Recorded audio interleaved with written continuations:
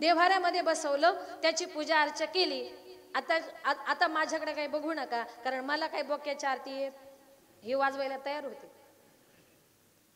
आता बोक्याची आरती झाली, घरामध्ये कुत्रा होता। आता कुत्र्याचा आणि बोक्याचा म्हणजे 36 आकडा कधीच पटत नाही। त्याने बघितलं बोका आणि देव्हाऱ्यामध्ये बसलाय, त्याने जी उडी मारली डायरेक्ट बोक्यावर। म्हटलं कशाच काय बोका देव, त्याच्यापेक्षा म्हटलं कुत्रा देव मोठा आहे। कुत्र्याला घेतलं, देव्हाऱ्यात बसवलं, त्याची पूजा अर्चा केली आणि तेवढ्यात त्याची बायको चुलीवर भाकरी करत होती।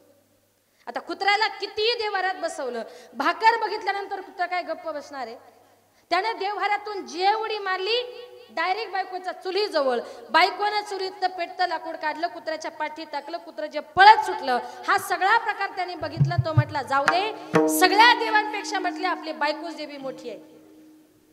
आजपासून म्हटलं कोणाचं ऐकायचं नाही, ऐकायचं ते बायकोचं, पूजा करायची ती बायकोची।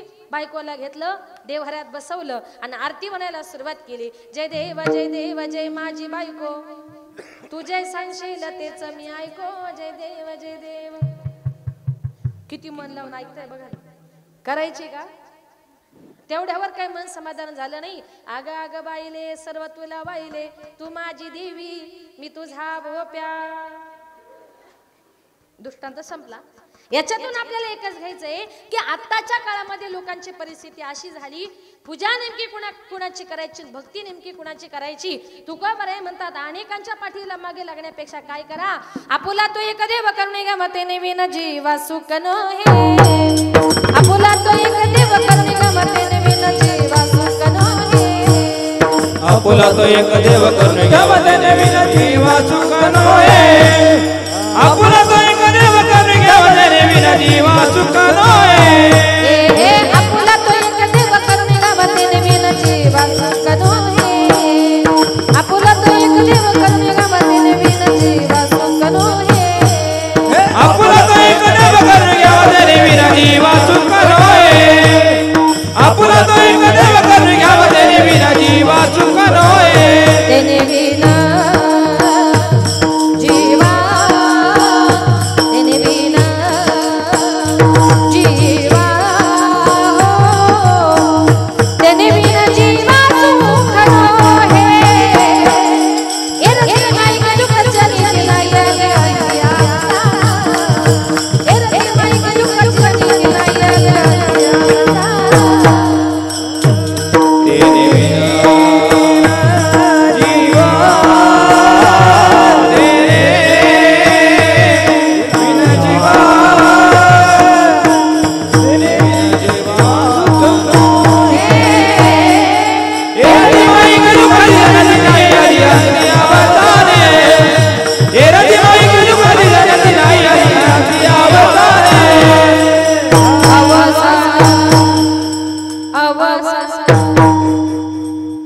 तुकोबराय म्हणतात जन्माला आलात ना, आपुला तो एक भगवंत आपला असा करा आणि एक देव जर आपला असा केला तर तेने विन जीवा सुख नो हे। त्याशिवाय या संसारामध्ये तुम्हाला मला कुठल्याही प्रकारचं सुख मिळणार नाही। जीवन जगत असताना आपली मुलं जर धार्मिक कार्याकडे जावी असं जर वाटत असेल तर जीवनामध्ये माई बापाच्या आपल्या मुलांवर चांगल्या प्रकारे संस्कार महत्वाचे। पूर्वीच्या काळी माता रात्रंदिवस कुठलंही काम करताना कामामध्ये काम काही म्हणा राम राम, दळिता कांडिता जेविता गे बाये, राम वेळो वेळा आम्ही गाऊ ओविये। कुठलंही काम करताना त्या माता देवाचं नामचिंतन करायच्या। परिणाम त्यांच्या पोटी ज्ञानोबा, तुकोबा, संत जनाबाई, संत मीराबाई, संत सखुबाई, छत्रपती शिवाजी राजांसारखा राजा, धर्मवीर संभाजी राजांसारखा राजा जन्माला आला। याला कारण का? त्यांच्या माई बापाचे संस्कार। पूर्वीच्या काळी तुम्ही जर तुमच्या गरोदरपणी तुम्ही हरिपाठाला गेलात, कीर्तनाला गेलात, भजनाला गेलात तर तुमची मुलं सुद्धा पाठीमागे ही मुलं उभी आहेत ना, मुलं मुली यांच्यासारखी कीर्तनामध्ये टाळ घेऊन उभी राहतील। पण तुम्ही जर गरोदरीपणी पिक्चरला जर गेलात ना तर तुमची मुलं वरातीतच नसतील। संस्कार महत्वाचे।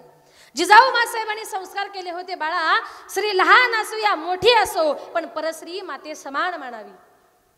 काय हे संस्कार जिजाऊ मासाहेबांचे होते। मग जिजाऊ मासाहेबांनी माझ्या भवानी मातेला तपश्चर्या केली होती, भवानी मातेची पूजा केली होती आणि भवानी मातेची पूजा केल्यानंतर त्याचं फळ म्हणून छत्रपती शिवाजीराजे त्यांच्या पोटी जन्माला आले. माझ्या जिजाऊची पुण्याई कशी आली फळाला,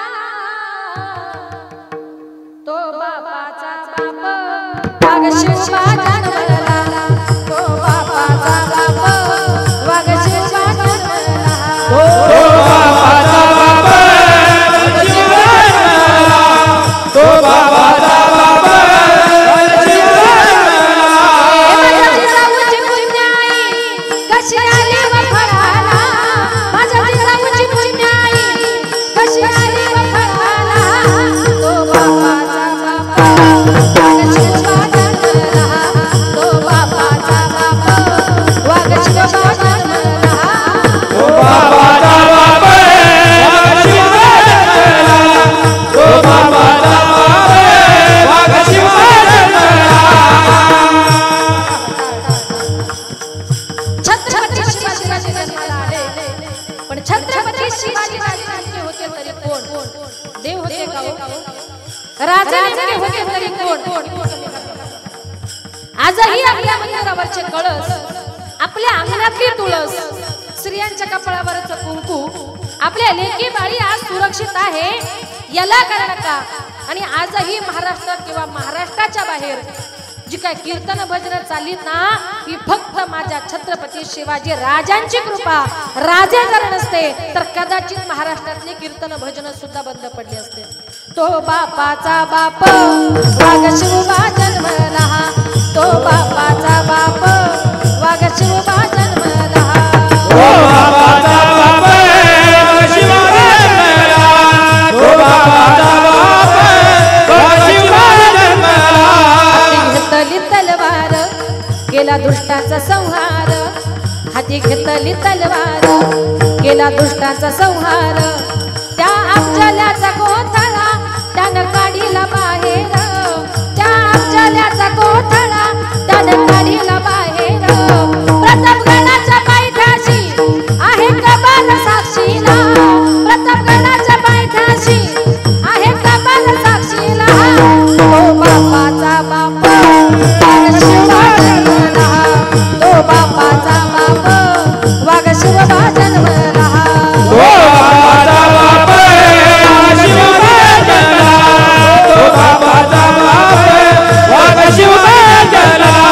वाघ शिवबा जन्मला, वाघ शिवबा जन्मला. छत्रपती शिवाजी महाराज की जय. जिजाऊ मासाहेबांची पुण्याई म्हणून आणि जिजाऊ मासाहेबांनी भवानी मातेची केलेली भक्ती म्हणून भवानी मातेने माझ्या छत्रपती शिवाजी राजांना एक भवानी तलवार दिली आणि त्या तलवारीच्या जोरावर उभा महाराष्ट्र त्यांनी जिंकला. म्हणून मायबापाचे संस्कार हे फार महत्वाचे आहेत. जिजाऊ मासाहेबांचे संस्कार होते, बाळा श्री लहान असो या मोठी असो परश्री माते समान मानावी. आणि त्याचं उदाहरण म्हणजे कल्याणच्या सुभेदाराची सून जेव्हा मावळ्यांनी आणली होती ना, तेव्हा माझ्या छत्रपती शिवाजी राजांनी तिची खना नारळानं ओटी भरून तिला तिच्या घरी पोच केलं. त्याला म्हणतात जिजाऊ मासाहेबांचे संस्कार. म्हणून तुकोबाराया म्हणतात, लागून या पाया विनवितो तुम्हाला, कर टाळी बोला मुखी नाम. तुकोबाराया म्हणतात, हाताने टाळी वाजवायची, मुखाने परमेश्वराचं नामचिंतन करायचं. कारण थोडा स्वर लावा. ज्या कलियुगामध्ये तुमचा माझा जन्म झाला, या कलियुगामध्ये कीर्तना भजना श्रवण केल्याशिवाय तुमचा माझा कोणाचा उद्धार होणार नाही. तुकोबाराया मागाशी म्हटले ना, आपुला तो एक देव करून घ्यावा तेने विना जीवा सुख नोहे. एखाद्यानं मोठा बंगला बांधला, मोठी गाडी घेतली, भरपूर पैसा आला की आपण म्हणतो माणूस सुखी झाला. पण माझं एक वाक्य लक्षात ठेवा, माणसाकडे जेवढा पैसा जास्त तेवढा माणसाला दुःख जास्त. रामदास स्वामी म्हणतात, जगी सर्व सुखी असा कोण आहे, विचारे मना तूच शोधून पाहे. या जगामध्ये कुणी सुखी नाही, जो देखिए सो दुखिया बाबा, सुखिया कोई नाही रे. आपल्याला वाटतं माझ्या शेजारचा फार सुखी, मी फार दुःखी. एका गावात शेजारी शेजारी दोन घरं होती. त्या दोन घरांची कंडिशन अशी, एका बाईचा नवरा घरामध्ये आला का दोघा नवरा बायकोची सारखी भांडण, त्यांच्यामध्ये शिवाय बोलणंच नाही. आणि दुसऱ्या बाईचा नवरा असा होता, तिचा नवरा घरामध्ये आला का त्या घरातून फक्त हसण्याचाच आवाज यायचा. ती बाई म्हणायची, कुठून माझ्या नशिबाला पडला, घरात आला की सारखा भांडतो, सारखा शिव्या देतो. त्या शेजारी बाईचा नवरा किती हसतो, पण तिने ठरवलं म्हटली महाराष्ट्र शासनाने आपल्या महिलांकरता आता जवळजवळ 50% आरक्षण दिलंय. म्हटली इथून पुढे अजिबात नवऱ्याला घाबरायचं. बघा महिला किती जोरात नाही म्हटल्या. बघा उद्यापासून तुमच्या बगडीच्या पुरुषांचं काहीच खरं नाही. तिने ठरवलं अजिबात नवऱ्याला घाबरायचं नाही. संध्याकाळी नवरा घरी आला, त्यानं सवयीप्रमाणे भांडायला सुरुवात केली. ती म्हटली का हो घरात आले की सारखे भांडता, सारखे शिवा देता, तुम्हाला हसताच येत नाही का? जरा शेजारच्या घरात जा आणि तुमच्या मित्राचा हसायचा आदर्श घेऊन या. तोही आपल्या मित्राकडे गेला, सांगितलं मित्रा आम्ही दोघं नवरा बायको रात्रंदिवस भांडतो, तुम्ही दोघे सारखे हसता, बरं हसण्यासाठी करता तरी काय, आम्हालाही सांगा म्हणजे आम्ही पण हसत जाऊ. त्यांनी सांगितलं तुला ऐकायचंय हाय ते बरे. म्हटलं कसं आहे ना, तुम्ही दोघं नवरा बायको भांडता, आम्ही दोघे हसतो, याला कारण एकच आहे. म्हटलं माझं माझ्या बायकोचं भांडण झालं का माझी बायको माझ्या पाठीमागे लगेच लाटणं घेऊन लागते. ते चपात्या लाटायचं, ती लाटणं घेऊन पाठीमागे लागली का मी जोरात पळतो, मी पळालो ती मला लाटणं फेकून मारते, लागलं का ती हसते आणि हुकलं का म्हटलं मी हसतो. म्हटलं आपलं बरे, तुमची लाटण्याची मारामारी कमीत कमी आपली शिवा तरी, पण कृपया करून महिला मंडळ घरी जाऊन हसण्याकरता लाटण्याचा प्रयोग करू नका. नाही तर जा घरी आणि बसा रात्रभर लाटणे फेकीत आणि बसा हसत. कारण का हा संसार कसा आहे, संत महात्मे म्हणतात दुःख बांधवडी आहे हा संसार, सुखाचा विचार नाही कोठे. मग तुकोबाराई विनंती करून सांगतायत काय, सांगतो तुम्हासी बाजारे विठ्ठला, सांगतो तुम्हासी बाजारे विठ्ठला, सांगतो तुम्हासी बाजारे विठ्ठला, सांगतो तुम्हासी बाजारे विठ्ठला, सांगतो तुम्हासी बाजारे विठ्ठला, सांगतो तुम्हासी बाजारे विठ्ठला, सांगतो तुम्हासी बाजारे विठ्ठला, सांगतो तुम्हासी बाजारे विठ्ठला. नाही तरी गेला जन्म वाया, नाही तरी गेला जन्म वाया, करिता भरभरी दुधावती दुरी, करिता भरभरी दुधावती दुरी. नाही तरी गेला जन्म वाया, नाही तरी गेला जन्म वाया, करिता बरोबरी दुरावती दुरी, करिता बरोबरी दुरावती दुरी. सांगतो तुम्हासी बाजारे विठ्ठला, नाही तरी गेला जन्म वाया, नाही तरी गेला जन्म वाया. सांगतो तुम्हासी बाजारे विठ्ठला, नाही तरी गेला जन्म वाया, नाही तरी गेला जन्म वाया. जन्मवाया. सांगतो तुम्हासी भजारे विठ्ठला, नाही तरी गेला जन्मवाया. तुकोबाराई म्हणतात तुम्ही विठ्ठलाचं भजन पूजन चिंतन करा, आणि जर तुम्ही देवाचं चिंतन केलं नाही जन्माला येऊन तर नाही तरी गेला जन्मवाया. तुमचा मनुष्य जन्म सुद्धा फुकट गेल्याशिवाय राहणार नाही. मग काही साधकांनी तुकोबारायांना प्रश्न केला, तुकोबाराया कीर्तन सुरू झाल्यापासून म्हणताय का हाताने टाळी वाजवा, मुखाने परमेश्वराचं चिंतन करा. हवं आम्हाला सांगा तरी चिंतन नेमकं कुठल्या देवाचं करायचं. तर हेच तुकोबाराई अभंगाच्या दुसऱ्या चरणामध्ये विठ्ठल विठ्ठल म्हणा वेळ वेळा, विठ्ठल विठ्ठल म्हणा वेळ वेळा, विठ्ठल विठ्ठल म्हणा वेळ वेळा, विठ्ठल विठ्ठल म्हणा वेळ वेळा, विठ्ठल विठ्ठल म्हणा वेळोवेळा, विठ्ठल विठ्ठल म्हणा वेळोवेळा,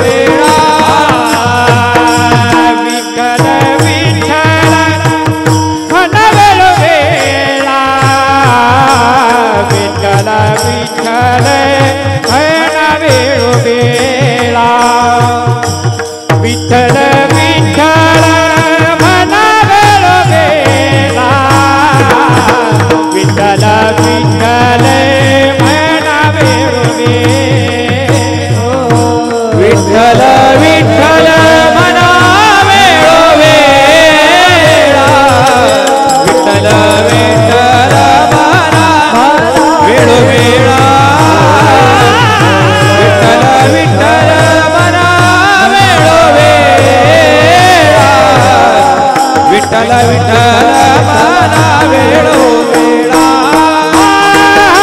सुख सोहळा स्वर्गी नाही हा सुख सोहळा स्वर्गी नाही हा सुख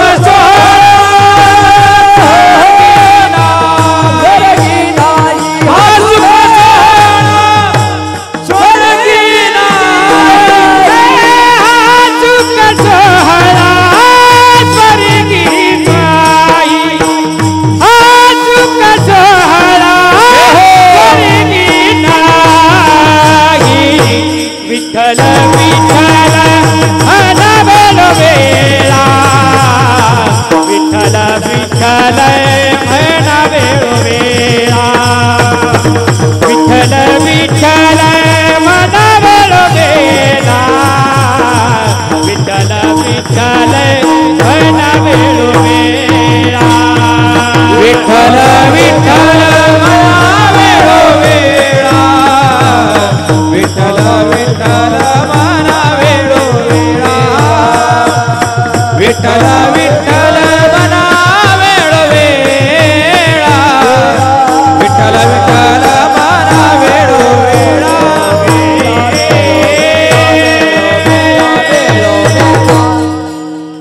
विठ्ठल विठ्ठल म्हणा वेळोवेळा हा सुख सोहळा स्वर्गी नाही. कुठल्या देवाचं चिंतन करायचं असा प्रश्न विचारल्यानंतर तुकोबरायांनी सांगितलं चिंतन करायचं विठ्ठलाचं करा. आता माझ्या तुकोबरायांना विठ्ठलाचं चिंतन करा असं सांगण्याची गरज का वाटली हो? कारण तुकोबरायांना माहिती होतं कलियुगामध्ये अनेक प्रकारचे मार्ग येतील, अनेक प्रकारचे पंथ येतील. कुणीही आपली पुस्तकं बाजारामध्ये मांडतील, सांगतील आम्हीच देव आहे, आम्हालाच देव माना, आमचेच फोटो न्या, आमचीच पुस्तकं न्या, असे सांगणारे अनेक मार्ग येतील. म्हणून तुकोबरायांना विठ्ठलाचं चिंतन करा असं सांगण्याची गरज वाटली. आणि आजही समाजामध्ये बघा काही काही लोक कुणाचं चिंतन करतायत, कसं करतायत त्यांचं त्यांना सुद्धा कळत नाही. एका गावात कीर्तन करता गेले होते, ऐका बरं. वारकरी संप्रदायाची हिंदू धर्माची प्रथा परंपरा अशी आहे, कुठलाही धार्मिक कार्य असू द्या, देवाच्या नावाचा श्लोक बोलल्याशिवाय जेवण करायचं. तुमच्याकडे बोलतात ना का डायरेक्ट जेवायला बसतात? हा, डायरेक्ट बसतात का? लहान मुलं खरं बोलतात. सप्त्यामध्ये जेवणाच्या पंक्ती बसल्या, एका बाबाने माईक हातात घेतला आणि श्लोक म्हणायला सुरुवात केली देवाच्या नावाचा. रावणा रावणा राज्य गंभीर केले, सीते सारिखे रत्न चोरून नेले, सीते सारिखे रत्न तुला पचेना, 14 चौकडी आयुष्य तुला भोगवेना. आता मला सांगा या श्लोकामध्ये नामचिंतन कुठल्या देवाचं आहे? दुसऱ्या गावात गेलो ते बाबा परत तिथे आले, सप्त्यामध्ये जेवणाच्या पंक्ती बसल्या, त्या बाबांनी माईक हातात घेतला आणि म्हणायला सुरुवात केली रावणा रावणा राज्य गंभीर केले. दुसरा वारकरी उठला आणि म्हटला अरे केले तर केले तुझ्या बापाचे काय गेले. आपले 33 कोटी देव आहे, 33 कोटी देवांच्या यादीमध्ये रावण आहे का? आजही लोक कुणाचं चिंतन करतात, कसं करतात त्यांचं त्यांना कळत नाही. काही काही बायका देवीचे गाणे म्हणतात बघा, देवीची भक्ती करतात. देवीची भक्ती करताना गाणे म्हणतात, गार डोंगराचे हवन बाईला सोसना गारवा. ज्या देवीने विश्व निर्माण केलंय तिला कधी हवा सोसणं नाही असं झालंय का? म्हणजे आपण कुणाचं चिंतन करतो, कसं करतो ते आपल्याला कळत नाही. आजही भगवान परमात्म्याने आपल्या भक्ताच्या उद्धाराकरता हे वेगवेगळ्या प्रकारचे अवतार धारण केलेले आहेत. ज्या वेळेला कलियुगामध्ये भगवान महादेवांचा अवतार झाला तेव्हा या कलियुगामध्ये अनेक प्रकारचे राक्षस माजलेले होते आणि त्या राक्षसांचा नायनाट करण्याकरता आमच्या भगवान देवादिदेव महादेवानी संपूर्ण महाराष्ट्राचं कुलदैवत असणाऱ्या श्री खंडोबा देवाचा अवतार धारण केला.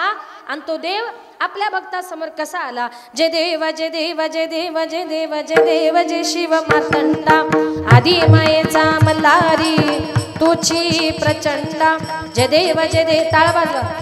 जय देव जय शिव मार्तंडा, आदी मायेचा मल्हारी तुझी प्रचंडा.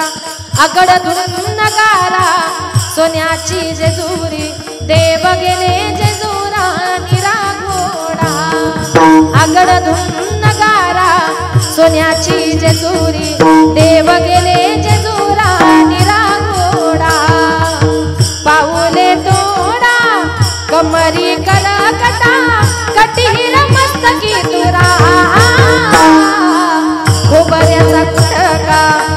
भंडाऱ्याचा भडका बोल अहंकारा सदानंदाचा येळकोट सदानंदाचा येळकोट जय देव जय देव जय देव जय देव जय देव जय शिव मार्तंडा आदि मायेचा मल्हारी तुझी प्रचंडा जय देव जय देव मार्तंडा आदि मायेचा मल्हारी तुझी या खंडवरायाचा या खंडवरायाचा याडबाई लागल मुरळीला याडबाई लागल बागाला मुरळीला बाई लागल बागाला लागल मुरळीला बाई लागल बागाला जेजुरीचा खंडेराया खंडेराया या ग देवाचा गुण गाया गुण गाया या ग देवाचा गुण गाया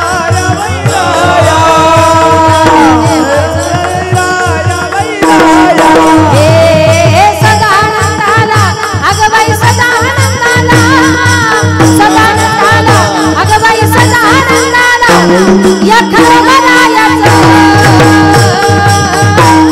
या खंडवरायाचा याडबाई लागल मुरळीला याडबाई लागल बागाला उदे गांबे उदे गांबे उदे गांबे उदे गांबे बाईचा महालक्ष्मीचा सप्तश्रुतीचा उदे गांबे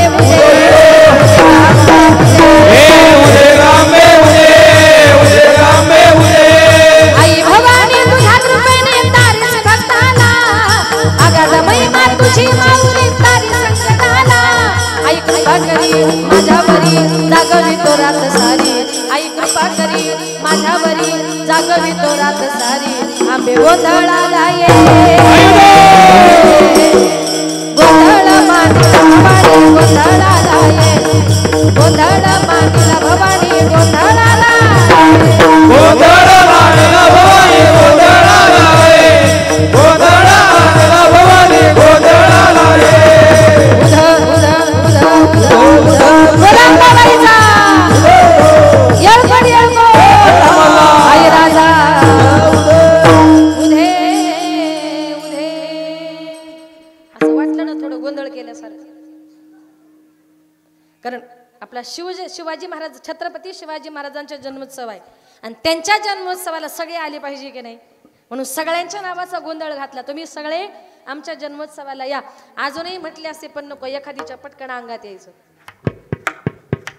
कारण बायकांच्या लगेच सांगत येतं एका गावात असंच लोक म्हटले ताई अजून म्हणा आणि मी म्हटले तिकडून अशी जगदंबा धावत आली म्हटलं मावशी थांबा आणि येऊन डायरेक्ट ती स्टेजवरच आली म्हटलं मावशी थांबा म्हटली का तिनं माईकच घेतला आणि करायला लागली आता काय करावं सगळं कीर्तन डिस्टर्ब व्हायला लागलं आणि त्या मावशीच्या कमरेला होती पैशांची पिशवी मी घेतली काढून मावशी लागली उड्या मारायला माझी पिशवी हातात दिली तेव्हा गपकन खाली जाऊन बसली अंगातलंच गेलं भगवान परमात्मा आपल्या भक्ताच्या उद्धारा करता वेगवेगळ्या रूपाने या कलियुगामध्ये अवतार घ्यायला तयार आहे माझ्या पांडुरंग परमात्मा हा वेगवेगळे अवतार घेतो तर माझ्या पांडुरंग परमात्म्यानं एकदा छत्रपती शिवाजी महाराजांचा सुद्धा अवतार धारण केलाय ज्याच्या करता कीर्तन ठेवलंय ना तुम्हाला उदाहरण पटवून देते फक्त सगळ्यांनी लक्षपूर्वक ऐका की पांडुरंग परमात्म्याने छत्रपती शिवाजी महाराजांचा सुद्धा अवतार एकदा धारण केला होता का एक दिवस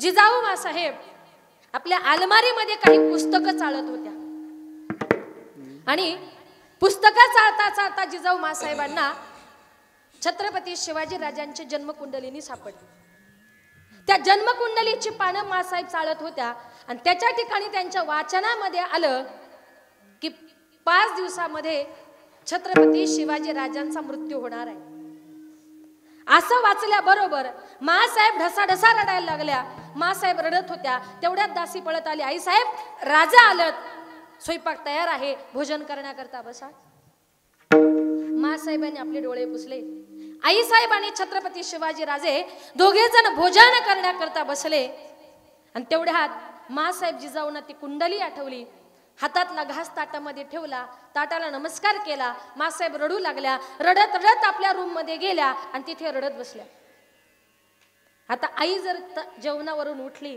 तर मुलाला तरी जेवण गोड लागणार आहे का? राजांनी आपलं ताट बाजूला केलं, ताटानं नमस्कार केला, मासाहेबांच्या पाठीमागे पळत गेला. मासाहेब तुम्ही रडता, मासाहेब तुम्ही रडता नाही राज. पण ज्या कुशीवर मासाहेब झोपल्या होत्या ना, ज्या उशीवर झोपल्या होत्या ना, ती उशी डोळ्यातल्या पानाने ओली चिंब झाली होती. आणि राजांनी सांगितलं मासाहेब नुसतं रडता, रडण्याचं कारण जर सांगितलं तर मला समजेल. जिजाऊ मासाहेबांनी सांगितलं बाळा, काही पुस्तकं चालता चालता मला तुझी एक जन्मकुंडलिनी सापडली. ती जन्मकुंडलिनी मी बघत असताना त्याच्यामध्ये असं लिहिलंय का 5 दिवसामध्ये तुझा मृत्यू होणार आहे. आणि राजा, एखाद्या मातेच्या समोर एखादा तरुणा बांध मुलगा जर जात असेल तर कुठल्या मातेला ते आवडेल? असं म्हटल्यानंतर छत्रपती शिवाजी राजे म्हटले आई साहेब असं कधी होतं का? मासाहेबांनी सांगितलं राज, ती कुंडलिनी अशा अधिकारी ब्राह्मणाने निर्माण केली का त्या ब्राह्मणाचा शब्द अजूनपर्यंत कधी खोटा ठरला नाही. त्याच्यामुळे मला काळजी वाटते, भीती वाटते, कारण अनेक शत्रू रात्रंदिवस तुझ्या आजूबाजूला असतात. छत्रपती शिवाजी राजे गेले, आपले काही मावळे गोळा केले, काही सरदार गोळा केले आणि त्या सरदारांना सांगितलं जा आत्ताच्या आत्ता तुकोबरायांकडे जा आणि या 5 दिवसामध्ये तुकोबरायांची कीर्तन कुठल्या कुठल्या गावात आहे जरा यादी घेऊन या. ज्या दिवशी छत्रपती शिवाजी राजांचा मृत्यू सांगितला होता त्या दिवशी रात्री 9 ते 11च्या कीर्तनामध्ये माझे छत्रपती शिवाजी राजे तुकोबरायांच्या कीर्तनामध्ये जाऊन बसले. जगाचा राजा कीर्तनामध्ये बसला होता, मनापासून तुकोबराय कीर्तन करत होते. आणि तिकडे शाहिस्तेखानाला कळालं का अमुक गावामध्ये तुकोबरायांच्या कीर्तनामध्ये छत्रपती शिवाजी राजा बसलाय, आता तो एकटाच आहे आणि त्याला मारण्याची संधी बरोबर आहे. म्हणून खानानं आपलं काही सैन्य घेतलं, घोडे घेतले,